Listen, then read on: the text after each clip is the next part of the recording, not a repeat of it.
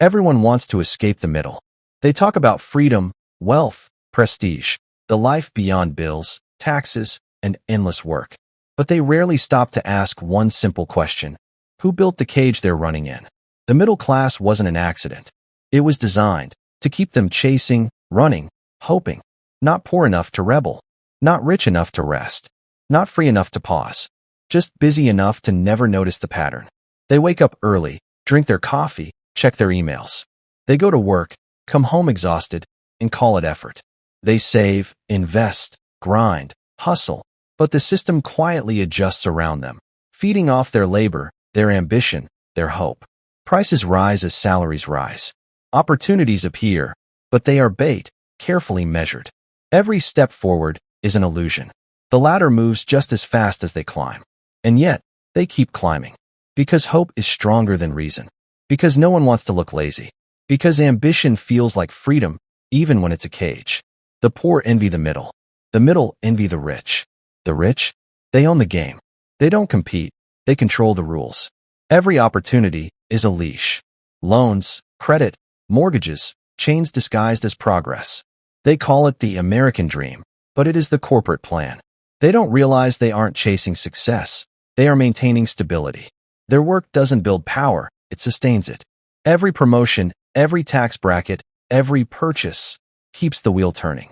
The system needs their ambition. It feeds on it. It dangles wealth just far enough to keep them moving, never close enough to touch. They call it motivation, but it's control. And the cruelest truth? They defend the very system that traps them, afraid to lose the little they've earned. The middle class becomes the bodyguard of the rich, protecting the structure that exploits them. They mock the poor for being lazy, envy the rich for being lucky, never realizing both extremes exist to keep them in the middle. The poor can't rise without resources. The rich can't fall without collapse. So the middle holds the world up with their time, labor, and silence. They are too busy to revolt, too tired to question, too afraid to stop running. Every few years, the system distracts them. New gadgets, new trends, new opportunities. The illusion of progress. It keeps them thinking they are moving forward, when really, they're walking in place. They celebrate small wins, a better car, a new house, a vacation. But the pressure never ends. Because the moment comfort arrives, the system raises the price of peace. They think the goal is wealth, but the real goal is control. If everyone reached freedom, the system would collapse. So it ensures freedom stays rare. It rewards a few, displays them as proof, and tells the rest, you can be next. And the cycle repeats. The middle class is the engine. Without them, everything stops. That's why they will never escape. They are too vital to the illusion. The system doesn't fear failure. It fears awareness. Because the moment they see the design, the illusion dies. And most never notice.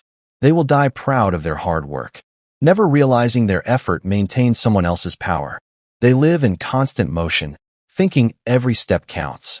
They sacrifice relationships, health, and peace, all for a dream measured by someone else. They want escape, but they cling to the ladder. They want change, but they obey the rules. They want freedom, but they fear stillness.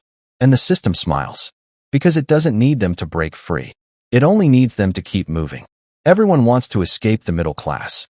But they forget, the system didn't create the middle to help them rise. It created it to keep them busy.